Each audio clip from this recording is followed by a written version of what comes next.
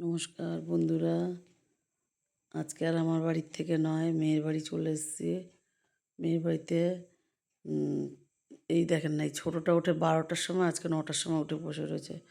বড় নাতি স্কুল যাবে, ওর মা রেডি করে দিয়েছে, এক্ষুনি বেরিয়ে যাবে ওরা। আমিও এসেছি ছোটো নাতিকে দেখবো। ওর বাবা আগেই অফিসে চলে গেছে। ওর বাবা অন্যদিন অফিস 12টার সময় যায়, আজকে তাড়াতাড়ি যেতে হয়েছে কোনো কারণবশত। আর ওরা বেরিয়ে গেল। আর এই যে আমি ওকে নিয়ে রয়েছি, ও খেলছে। আর আসবে এখন, ওই ওদের যে কাজ করে উনি এসে সব কাজ সেরে দিয়ে যাবে। আজকে মেয়ে দুটো বিছানার মধ্যে একটা বিছানাও তুলতে পারিনি। আবার দেখেন না, স্কুল ছুটি দিয়ে দেবে 12টা 50-এ। এই হ্যাঁ, 12টা 50-এ ছুটি দিয়ে দেবে। তাহলে কতটা ইয়ে।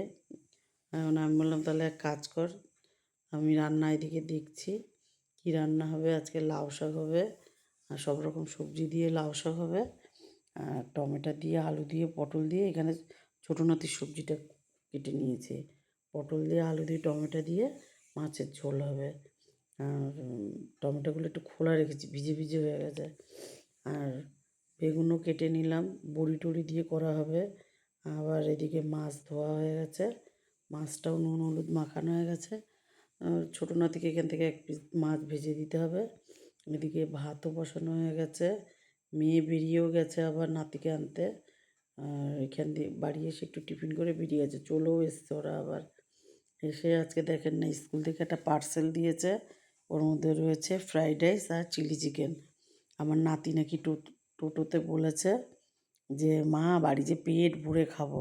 ওর মা তো গেছে রেগে, যে রোজ বাড়িতে তোর বাবা তোকে রাত্রিবেলা বিরিয়ানি এনে খাওয়ায় 1 ডাব্বা করে, তাও আর হচ্ছে না, আর বাড়িতে পেট ভরে খাবি কেন, বাড়িতে খেতে পাস না? টোটোওয়ালা হেসে দিয়েছে।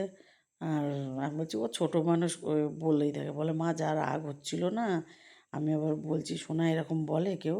বলে আমি তো এমনি বলেছি। হাসছে। কালকে রাত্রে ওর বাবা কত টাকার খাবার এনে খাইয়েছে। আর এদিকে ছোটো নাতির খিচুড়ি বসে গেছে, এখানে মাছ ভাজাও প্রায় শেষ, আর ভাতও হয়ে গেছে। আর মাছ ভাজাটা নামিয়ে নিয়ে এর মধ্যে আলু পটল ভেজে নেওয়া হবে। আলু পটল আগে ভেজে নিয়ে তারপরে মশলাটা কষিয়ে আবার আলু পটল ভাজাটা দিয়ে ঝোল হবে। আর এখানে সবজি কাটা হয়ে গেছে, সব ধোয়া হয়ে গেছে। ওই দেখেন খেয়ে এসে বললাম পড়তে, না পড়ে ওই যে 6টা 7টা 5টা 6টা বালিশ নিয়ে ওইখানে শুয়ে পড়বে।